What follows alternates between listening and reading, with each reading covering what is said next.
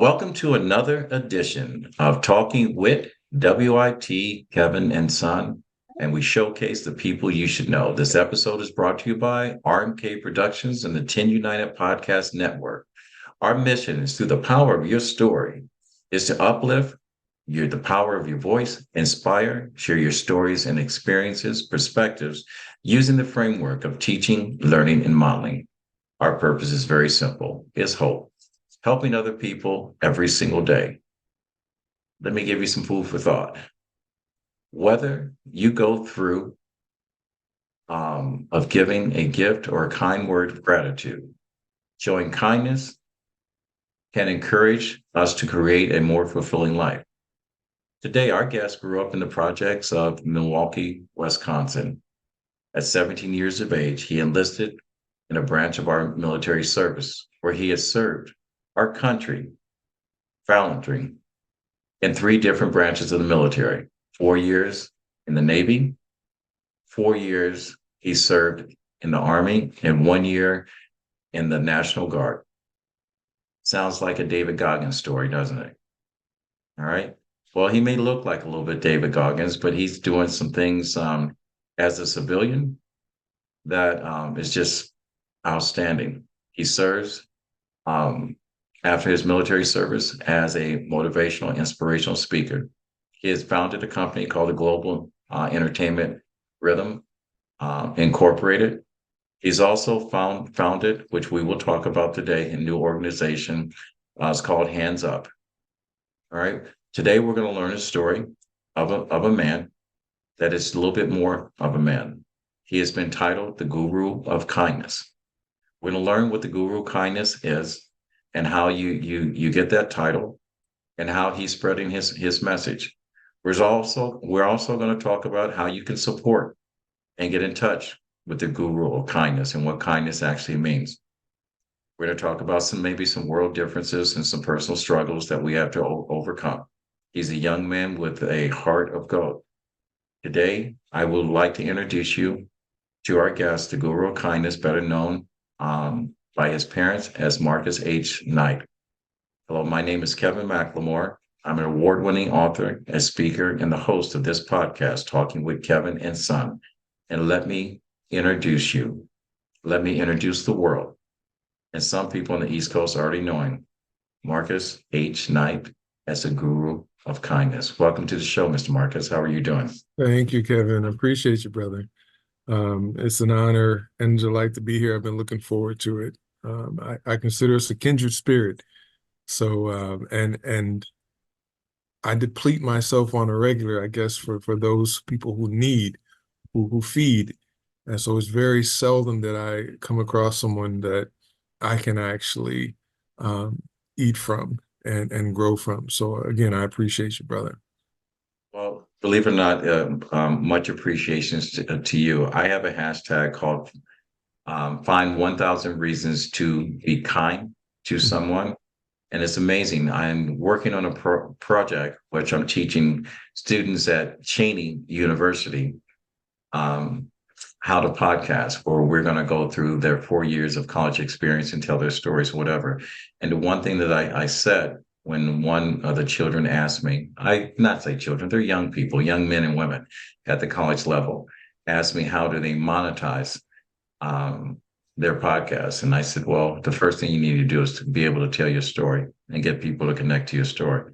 The other, I said, don't do what I do. I said, my podcast and my platform is to showcase people that have stories that needs to be told. And I said, there is no profit in kindness. We live in a noisy environment, and we tend to invest in drama, conflict, and stereotypes, if I can say that. But kindness does not show a profit, and you happen to be the guru of kindness. You have spoken at 9/11. You have spoken at some other things. How did you come about it with this title, The Guru of Kindness, and why is kindness your platform?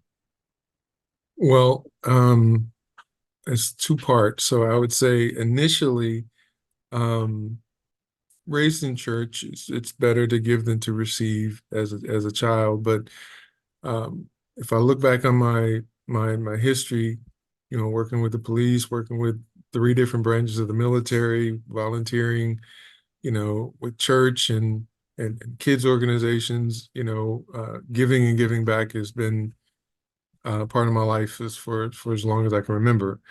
But I think the turnabout um, to where it's like it's part of my existence was 9/11. It was going, um, I was there at the time, and the plane went over my head into the first building. And being that I was in the military at the time, I was actually intelligence analyst. I was the only Black male intelligence analyst in the military at the time. I just taken that position, was here in New York taking training.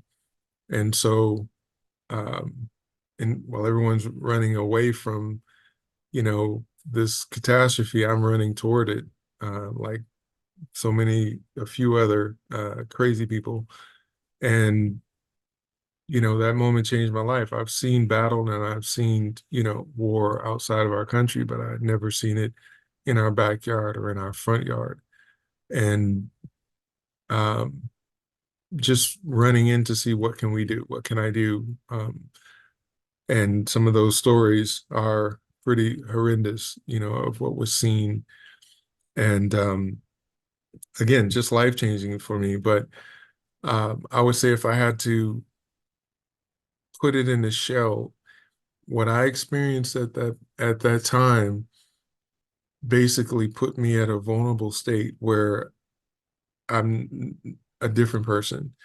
Um, what I do now, I do as an antidote for the PTSD from that experience and a few other world-changing experiences, such as the aftermath of the shooting of the 17 children, and being a part of that as a chaplain, help in burying some of those kids in those small coffins. And even with the pandemic, as a chaplain myself, being a part of burying 300 and 400 people at a time who were unidentified, their a first and last name, uh, a date of bear a date of birth and a date of burial that's written on wooden boxes in a field that's bulldozed.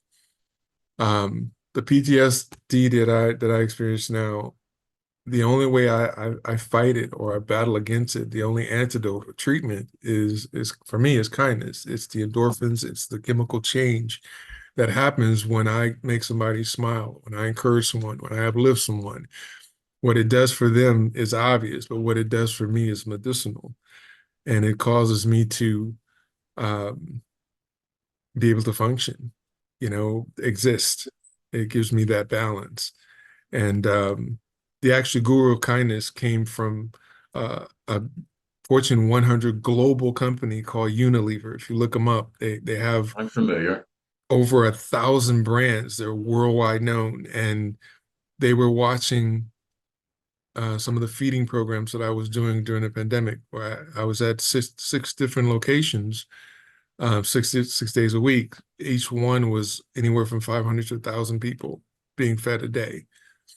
And again, this was my treatment for myself. So people think I'm just helping them, but they don't know that they're helping me as well. But they saw me online doing this, and they contacted me and said, we want to be a part of Boots on the Ground. We want to be a part of someone or something that we can see is making a difference. And so this independent guy here, end up being partnered with a global Fortune 100 global company who began to give truckloads of food and products and things to support myself and the efforts and the things that was going on. And they are the ones who actually gave me the title to say, we think you're a guru and at what you do. And what is that? It's kindness. So being a man of color on top of that, I wear that with a badge of honor that it's, I don't know, it's as big as, I'll tell people that before I tell them my real name. That's all right. It's amazing. Um, I make notes and take notes of every conversation that I have before I have a guest on here. Because one, I want to make sure that I know the person that I have on here. I know what their purpose, their mission, their cause is. But I've also learned a little bit that I didn't know. My grandfather always said that God puts people in the same space for a reason. It takes a fool to walk away without saying hello.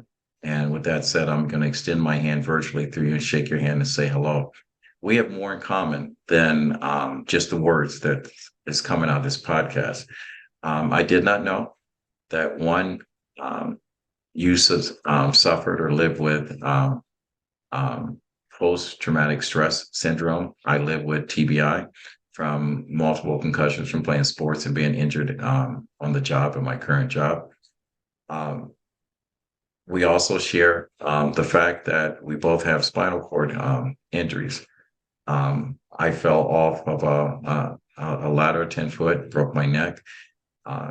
And I always thought that when you broke your neck, you were paralyzed. And Mhm. when I was diagnosed in the emergency room, they said I was one head turn or one nod away from being paralyzed for the rest of my life. And lucky for me that I had someone that took me to get help because I did the typical thing that a Black man would do. We don't go get medical help. I just wanted to lay down and sleep it off. And lucky for me, someone was a lot brighter than me. Right. Um, you suffered um, an injury to your spine and had paralysis for a while.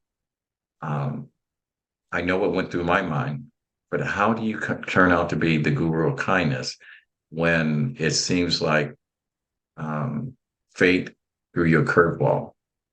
Tell us about your injury or your surgery and how you came about from being paralyzed to now. I don't know if you're still mobile or what. Tell us about that.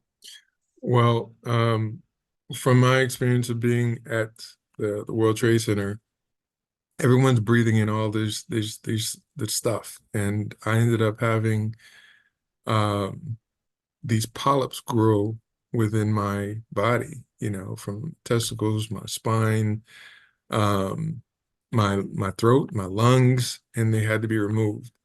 Well, I ended up having actually a motorcycle accident that had caused me to have this X-ray. That when they did the X-ray, they spotted this growth on my spine, and when it was removed, I no longer had feeling or mobility from my waist down. And so um, for about a year, um, I was actually in a wheelchair. And basically, this was my Rocky moment. And I can attribute this to my kids. I had my son was 4 years old, and I went from being this, again, I'm prior service, four different branches. I'm special forces. I'm breaking barriers. I'm an athlete, and I went from that to a wheelchair where I couldn't lift a 5 pound dumbbell, and I was almost 300 pounds. And so, if it wasn't for my son giving me reason to go on, I just really didn't know what use was I here, including for him not being able to act as a father. My dreams, and again, me not having a father growing up, this was my chance to experience all the things that I didn't receive, I could at least give. So but I thank God for my son who would say things like, he would ride. I had an electronic wheelchair, so he would ride in the wheelchair with me, um, whether it be to McDonald's or just for a walk. Or um, there's times he would say things like, you have the fastest and the coolest wheelchair in the world, or just silly little things like that that I know he meant well, and it was my salvation. Because without that encouragement, I really felt like I would have gave up. But I went a year in a wheelchair and 6 months in a walker and 6 more months in a cane. And 2 years later, I was without any of the above. Um, so that's the short version of going through one of the crazy tragic times where I just really thought, I don't think I'm going to make it through this. Right? So now we know the struggle is real. Um, a lot of people go through a lot less and give up on themselves. And someone like you go through a lot more, and you find inspiration to share with people. So, as a inspirational and motivational speaker, I know this is part of your story. What is your message when you speak? Oh, well, I found so much strength within myself that I never thought I'd have. Um, I do think that for me, it's hard to listen and adhere to someone who hasn't gone through something. Um, you can try to motivate me, but if my issue isn't an issue that you've navigated through, how do I trust that you can steer or guide me? And so I can say I've had the misfortune and the fortune of going through some really, at the time, insurmountable situations that I just didn't think I would live past. And I think I've wore out my number of things, and I think I've taken a few other people's tragic things too, and I just been greedy and trying to grab a little bit too much. So I'm willing to share, trust me.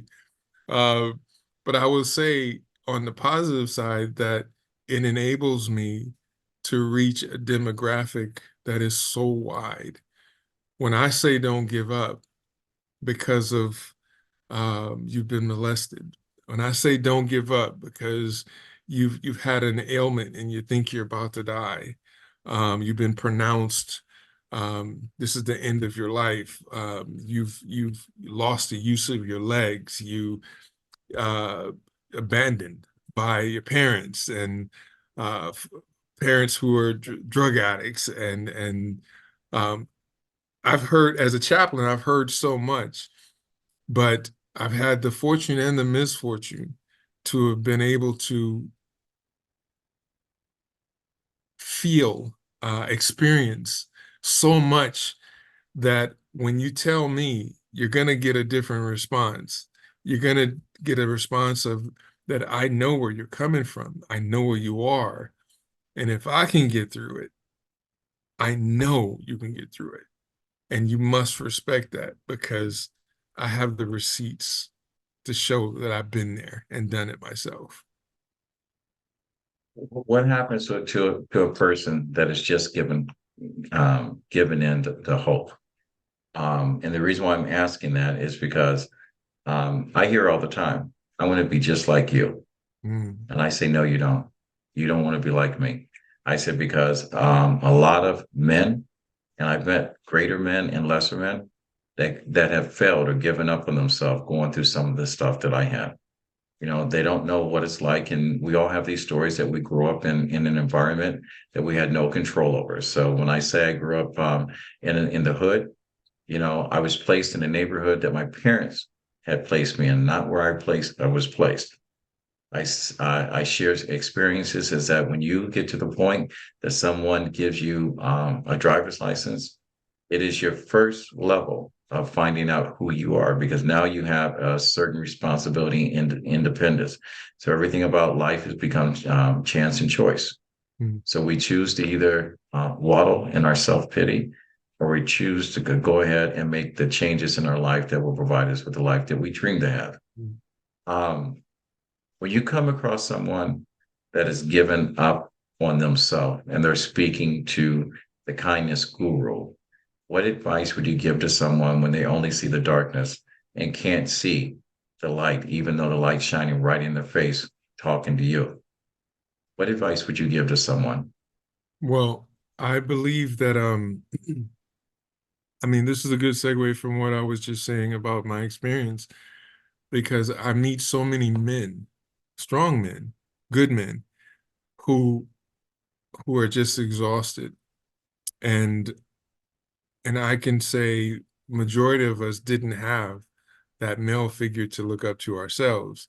Somehow there's something higher or bigger than us that led us to being better than the ones that were the sperm donors, if you will.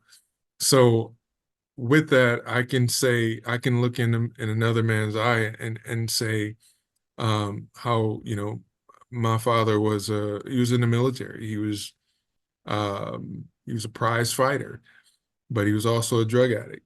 You know, he was a womanizer, and he beat, you know, my mom.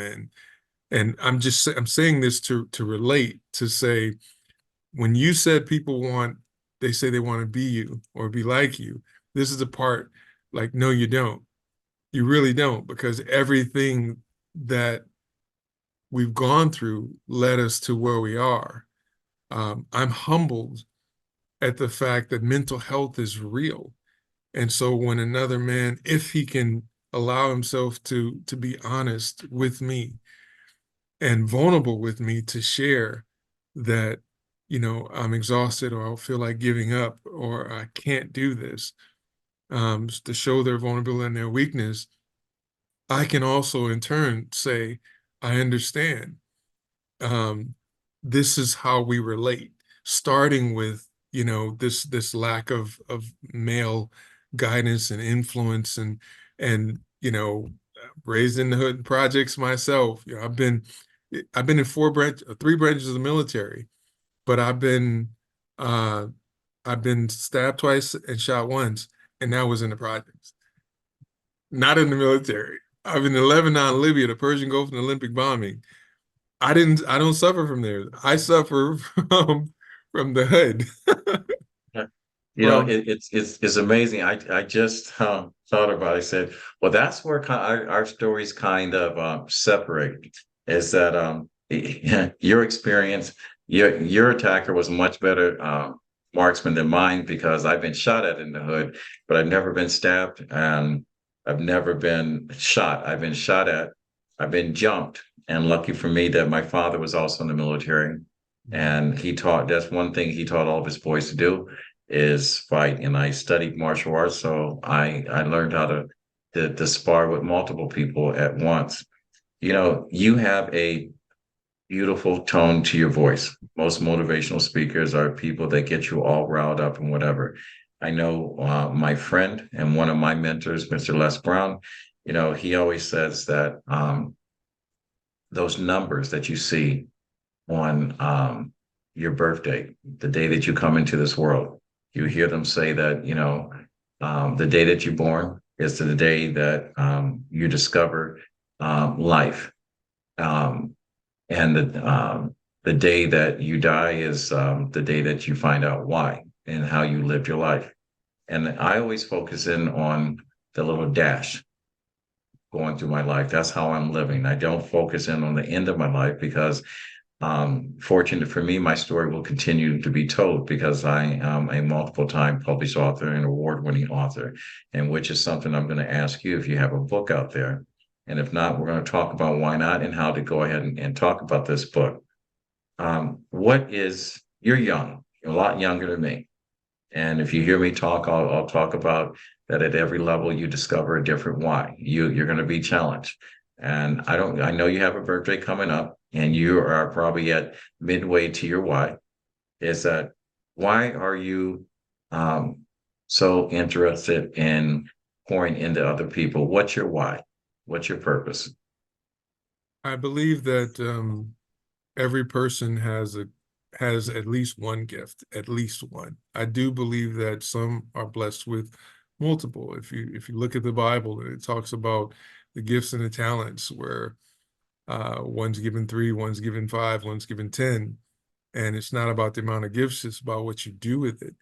I just believe that, being raised in the projects, I just saw people who were gifted wasted, so that whenever I uncovered any kind of a gift, I just treasured it. I treasure it, and I nurtured it, not to the point of hoarding it, but actually the opposite, to where I just want to share it with anybody and everybody, especially those that look like me, because today there's a lot more. There's, you know, we got athletes galore. We have, you know, the TV now with so much Black programming and so forth, as opposed to We had two programs growing up with Black people in it.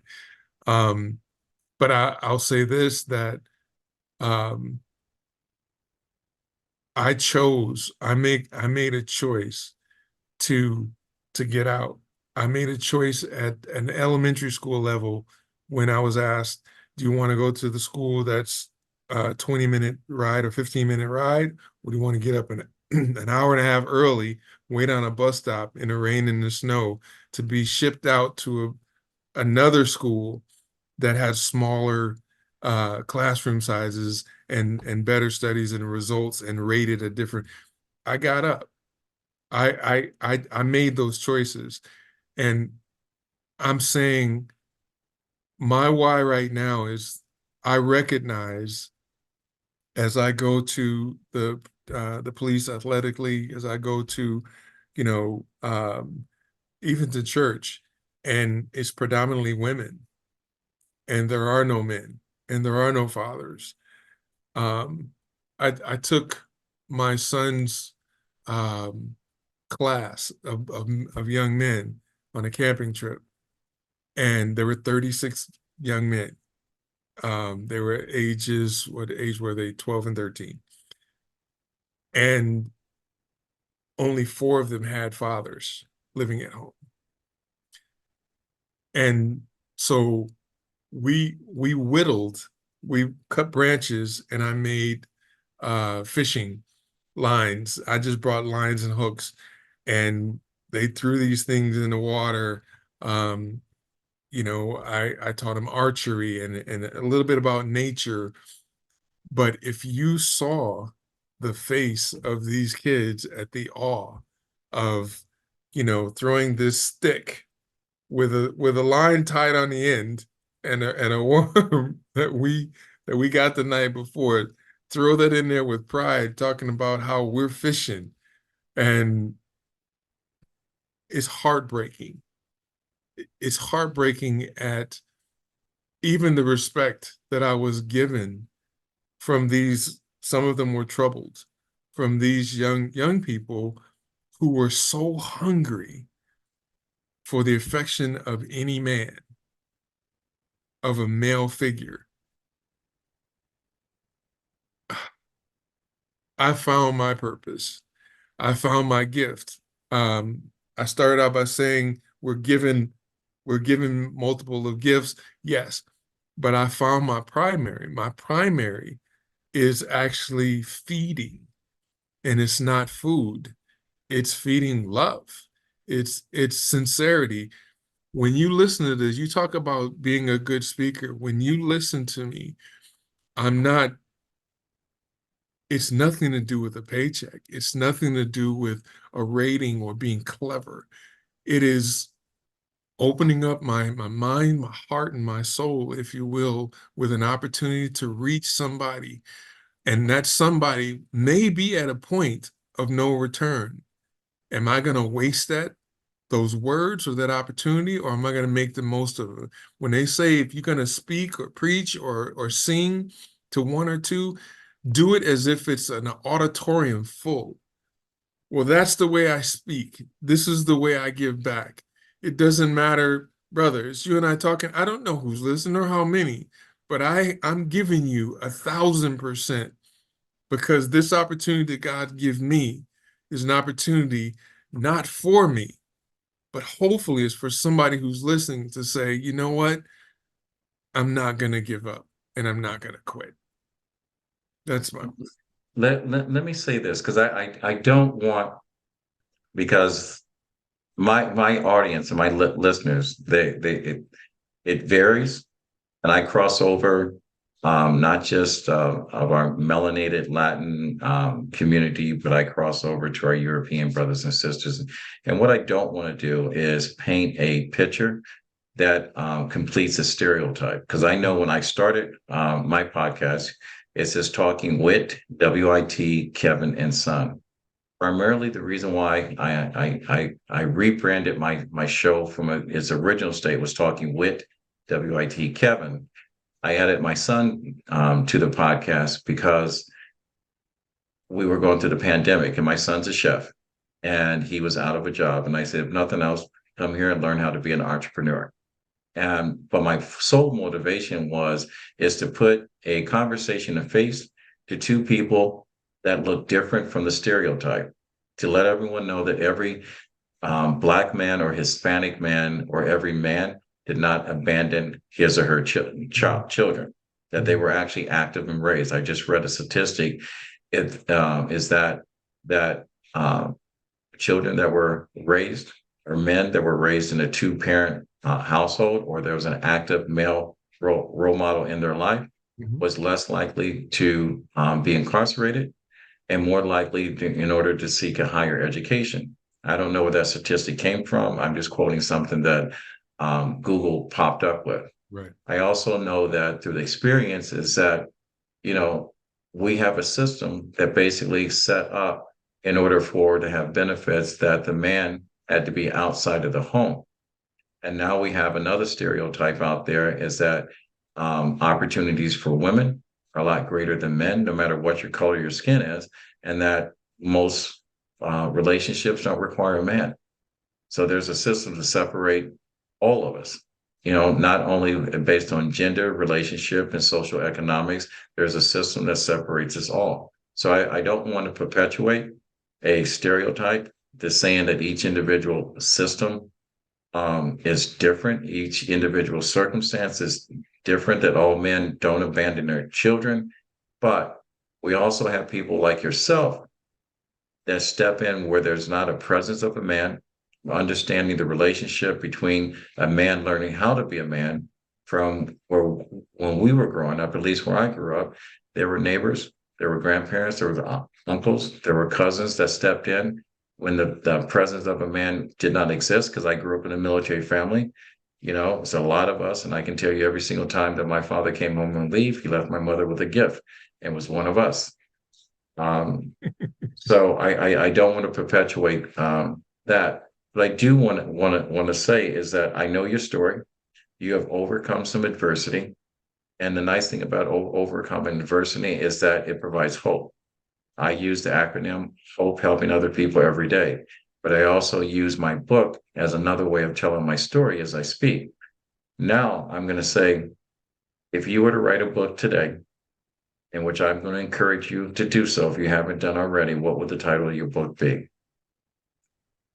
Well, I've started actually more than once, and being one of the other adversities that I to overcome is being the child of an incarcerated father. And so I started that, which was basically a book on how to still be a parent from behind bars, parenting from behind bars. Because what happened to my father and so many was the fact that whether it be guilt or the situation he's in, step back and there was no presence when the reality is that still need that both parents, even more so in that situation. I will say I was approached by a production company as well. I sold the movie rights.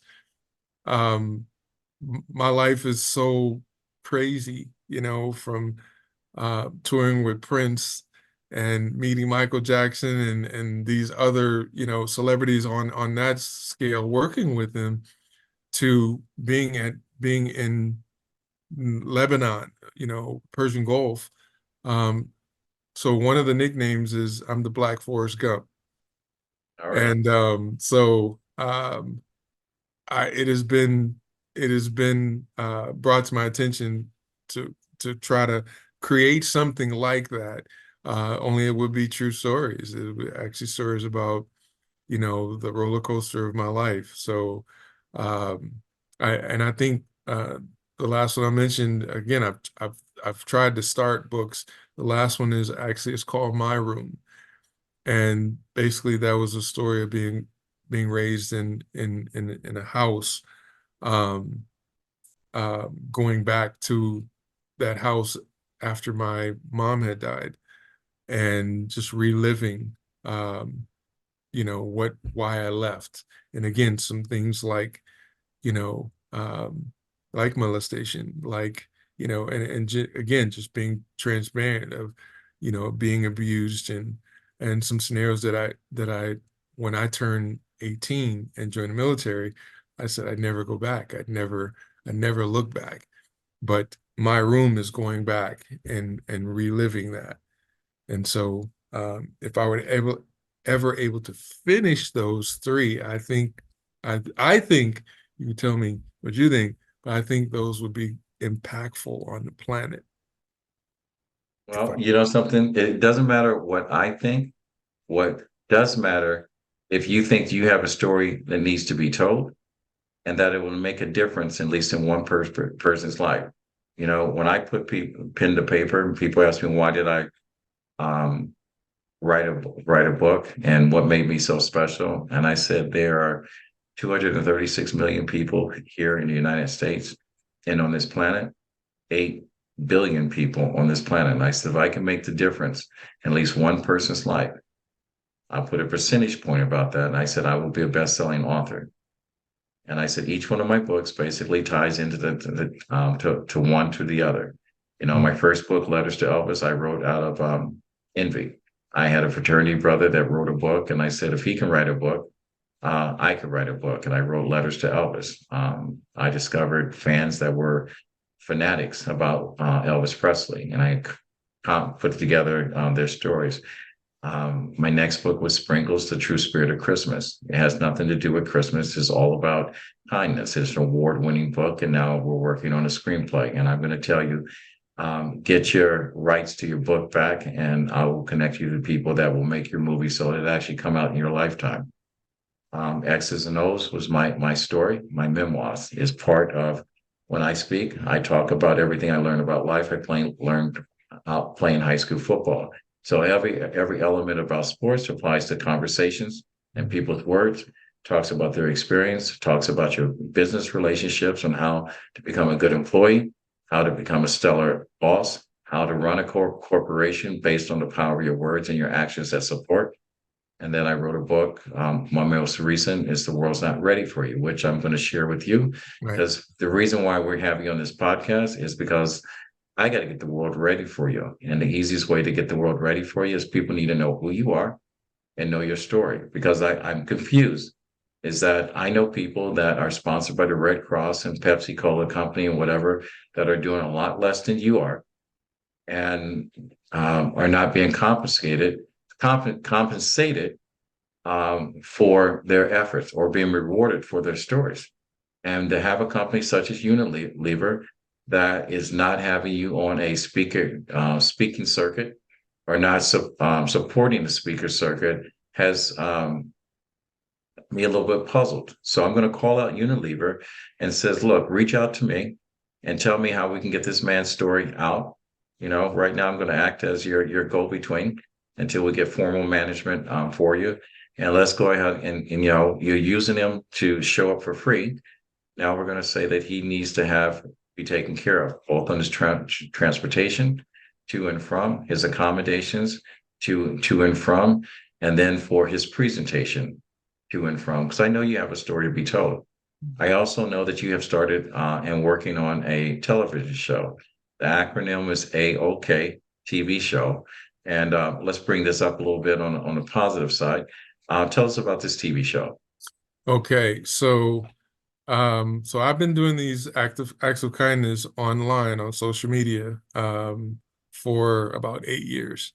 And that's the acronym AOK is Act of A-OK, Kindness. acts All of right. kindness. And Are You A-OK is random, unplanned acts of kindness.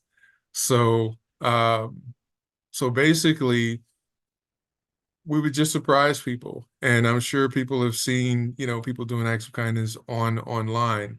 But as far as the show goes, I was able to reach out to, again, publishing companies as well as some networks and just kind of pitch to say, hey, do you think it would be welcome to have a positive show where people are just randomly getting blessed with these acts of kindness? And the hook side of it is approaching some celebrities, some actors, some athletes as well, who uh, who haven't given back to where they came from, and not because they have any ill will towards home. They just didn't think of it, you know. But to actually, sponsor me and my team and my crew, my camera crew and our staff to go into where they came from.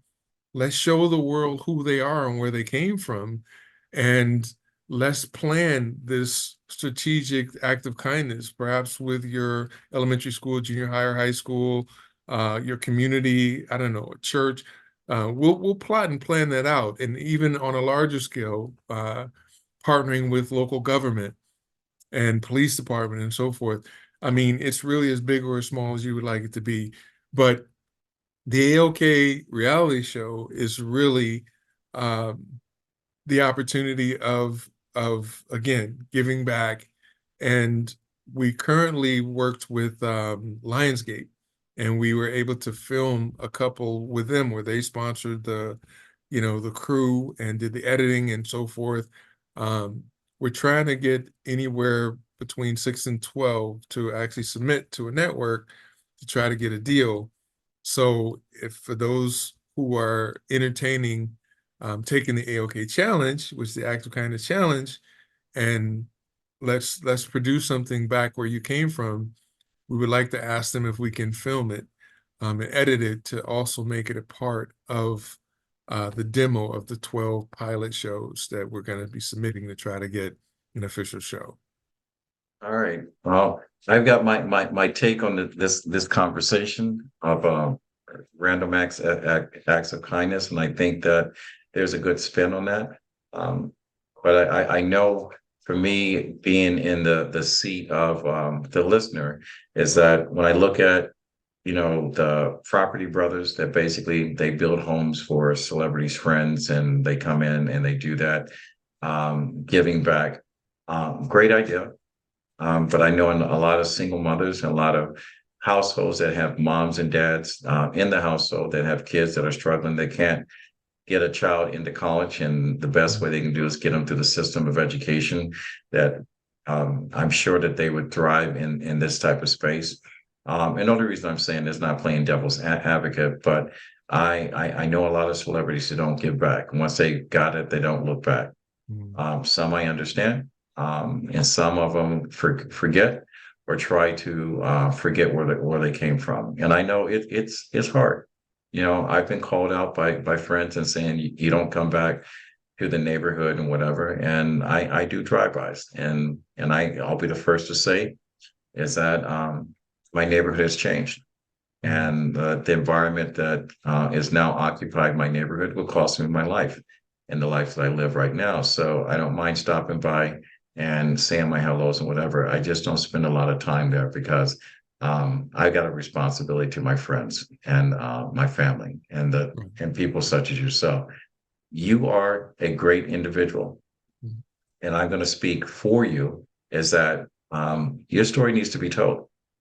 You show up at a lot of situations where there is a disaster, and you're bringing people together with kindness. But I think you also need to show up at high school, college graduations, and just because of celebrations, and talk about and share your story and random acts of kindness.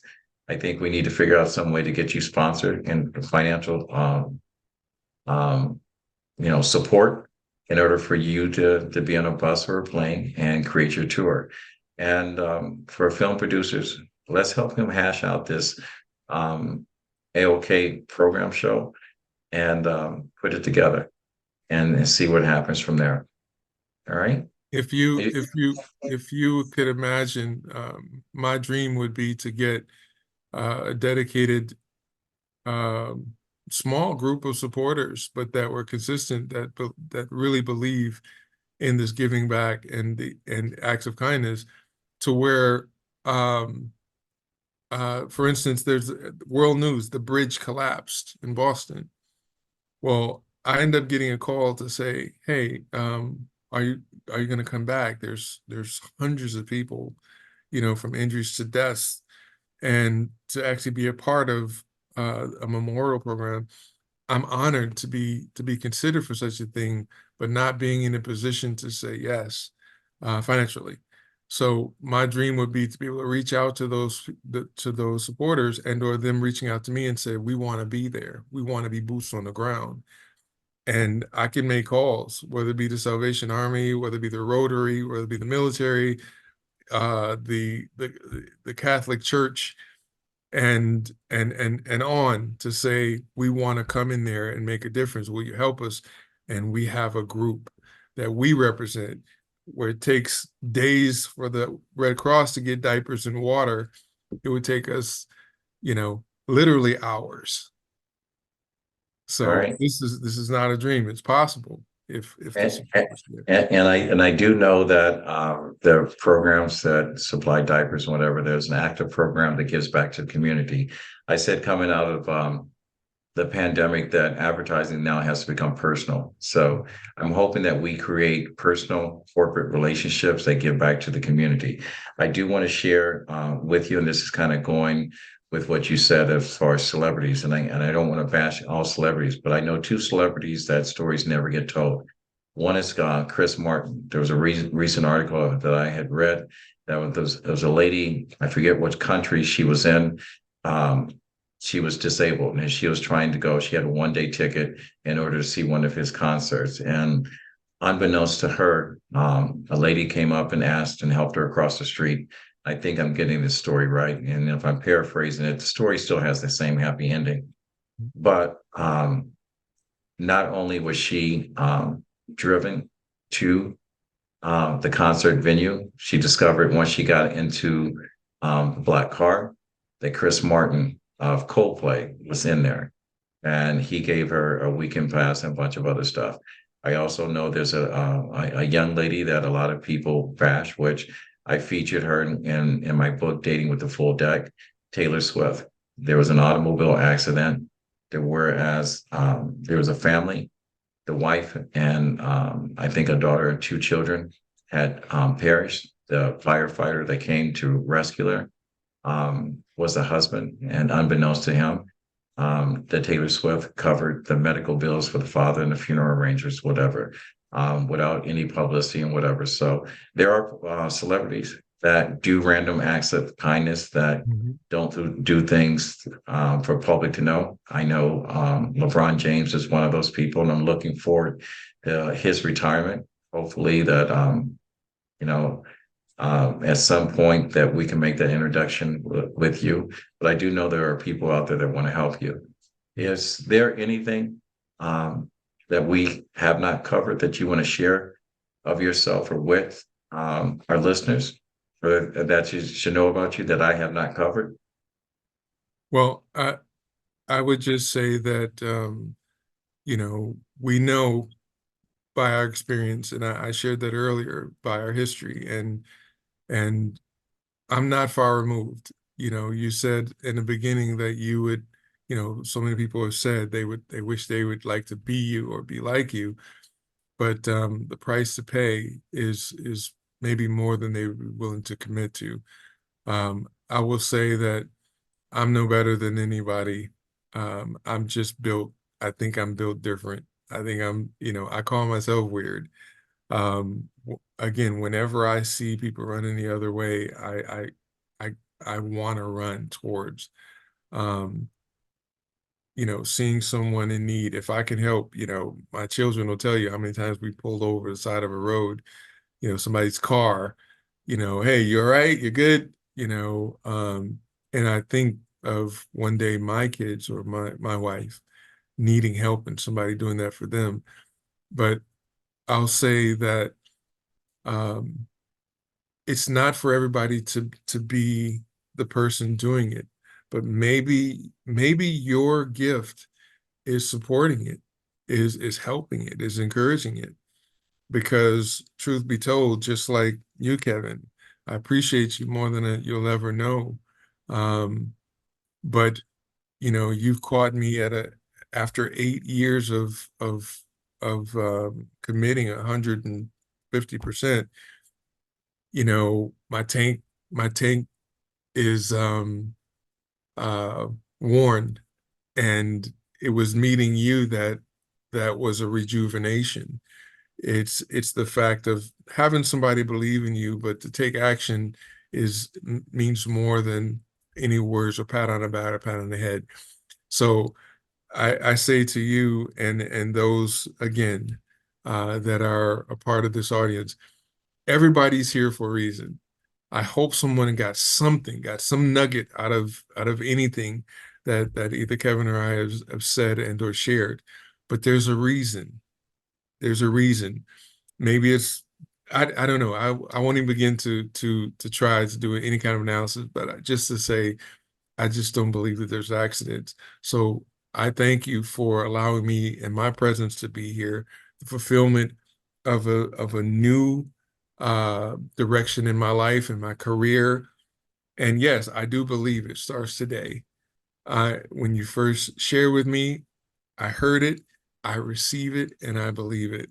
And I'm acting on it by being here and again being as transparent as I can to say, I pray that whoever under the sound of my voice, both you and the family that you represent, I pray that you don't give up and that you realize your value, regardless of your age, race, color, or creed, or sex. None of it matters. I just we just need to find our way, and we need to find your destiny, your purpose. The Bible says, without a vision, people perish, cease to exist. And I believe it. But I believe if you can't find it, find someone who sees in you what you don't see. And again, Kevin, that's you. Thank you so much for this opportunity.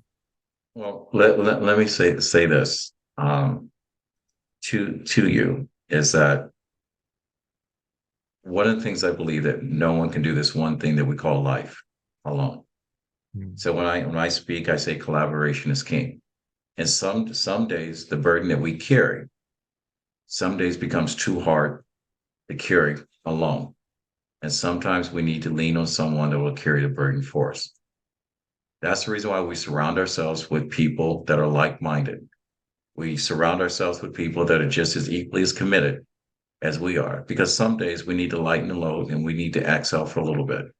I know when I say that the people that support me and I surround myself with like-minded people, you confirmed what I said earlier. My friends and my family, they don't drive by an accident. They stop by and help.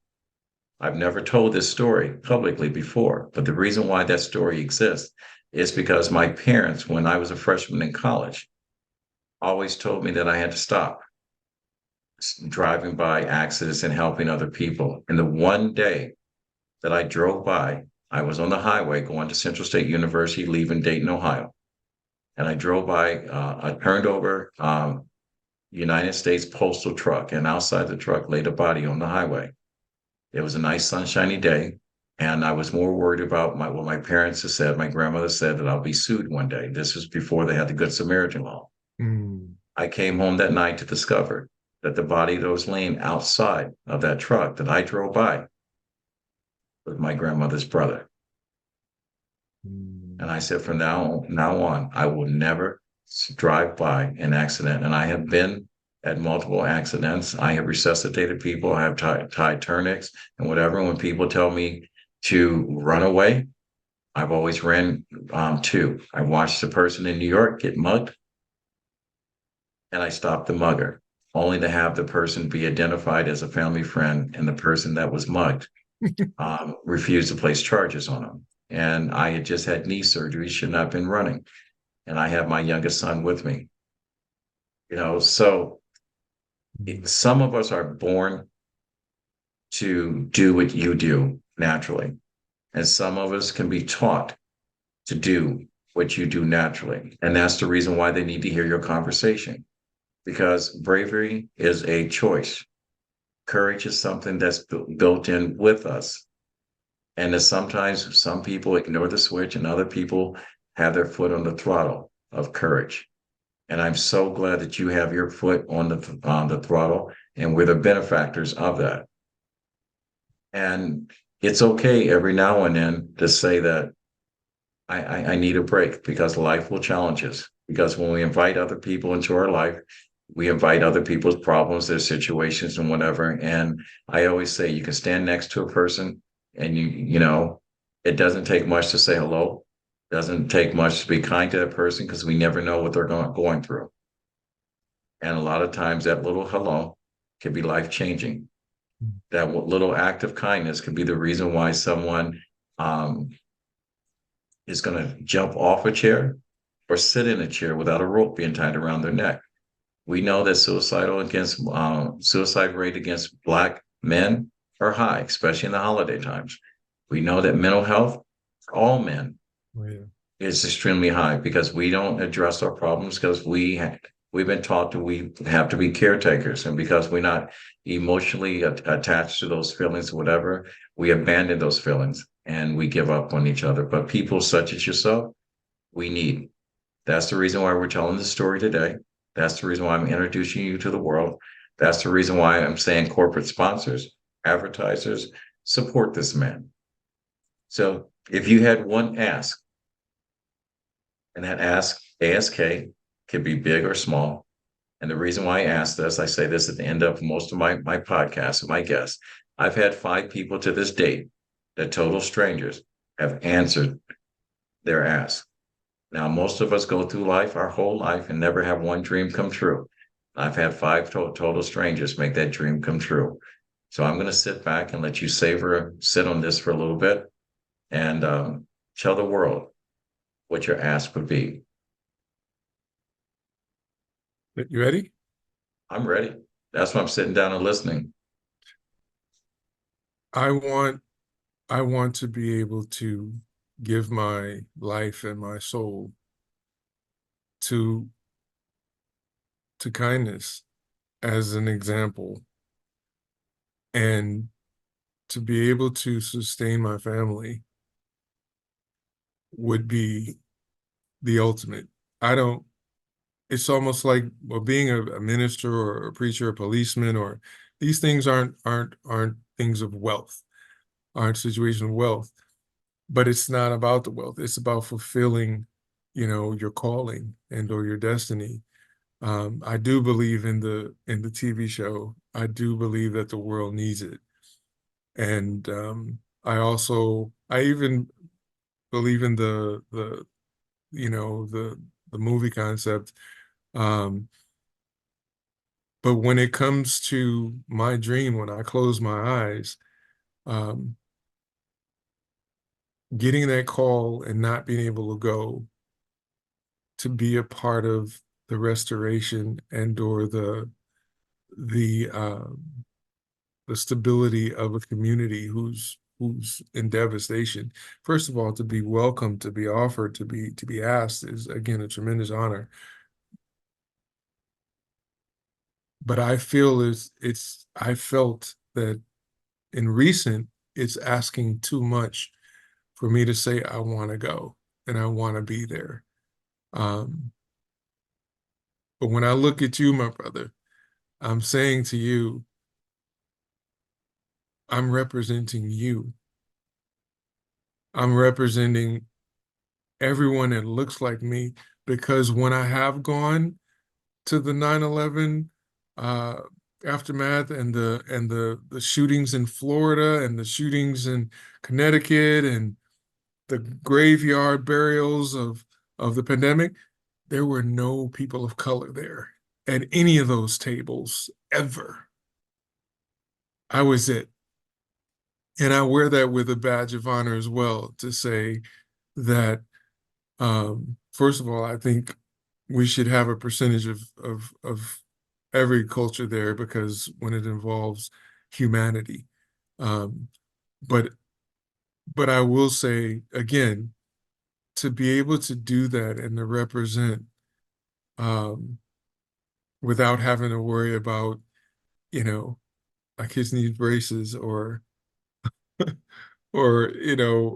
needs, would be, I was trying to think of the most unselfish thing I could think of that would be fulfilling, and that's it. Well, we all need an advantage in this life. Someone to carry the load. You have a gift, and you should be rewarded for your gift. And I'm not going to divulge personal information, but I am going to contradict myself when I talk about people needing to give.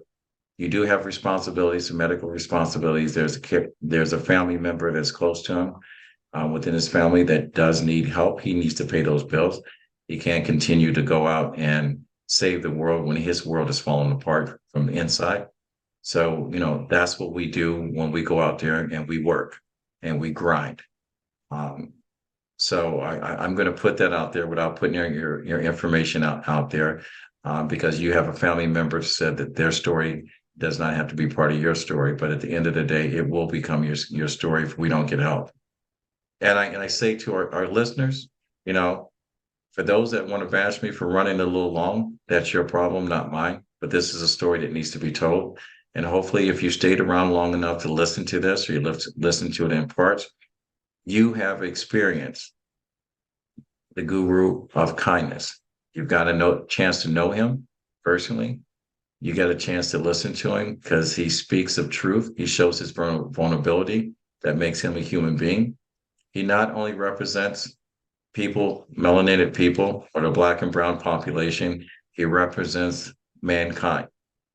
And the biggest thing that you've got to realize, the reason why we're not united is because we haven't found a way to profit from kindness, or bringing people together. Conversations that we're having today is the return on our investment. And if you're one of these people that are thriving because of communities such as ourselves or conversations like this is a conversation you need to sponsor, invest, and advertise in.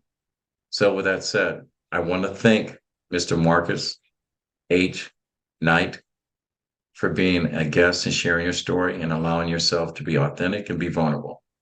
I want to thank you for your gift that you keep on giving without asking for anything in return. I am not going to apologize for you asking for a return on your investment, because you should be rewarded for your efforts. And we know that there are people out there that should be behind you and with you and share the stage with you and become part of your story. Now, the biggest thing I'm going to ask you to start writing that freaking book. All right. It's because that RMK Productions also has RMK Production and Publishing. I do have my own label. I will also offer my services to you. I don't give anything away for free, but this is one of those things that has a no fee attached to it. I will help you and mentor you through the writing process. But the key thing is to write your book. All right, get your story out, because believe it or not, there's a whole plantation, and I'm using the wrong word. There's a whole landscape of individuals that have gone to rest with their stories that never get a chance to be told. I do not want to lose that story. Humanity does not want to lose that story. So to our listeners, I hope we've enlightened you and we opened a window to your heart that allows love and humanity to sink in. And I hope the conscious side of your brain allows you to give freely and support. And if you can't support personally, then share this video and Marcus' story with someone that is in the position in order to do just that, to give back. So if you like what you've heard, we thank you. Go to RMK Productions and Network on our YouTube page and subscribe and follow if you're a person of high call to action. If you have a comment or would like to be a guest or share your story, go to info@rmkproductions.org and send us an email. Our website is www.rmkproductions.org. Marcus, your last words to our listeners. What would you like to say to them before we sign off? Kindness, it really doesn't cost anything. It just takes a little time and effort, but it changes you mentally, emotionally, and in any other way. I would say, make it a point each day to do and or say something that lifts up somebody else, and make it a habit, and it'll change your life. My hashtag is find 1,000 reasons to be kind to someone. Use the letter two instead of spelling out two. My grandfather always said, when you get to a point that you can help someone else out, it is your duty to do so. He said, reach one, teach one. And with that said, we'll fade to black and we're out. Thank you, Mr. Marcus H. Knight. And thanks, my listeners. We are out.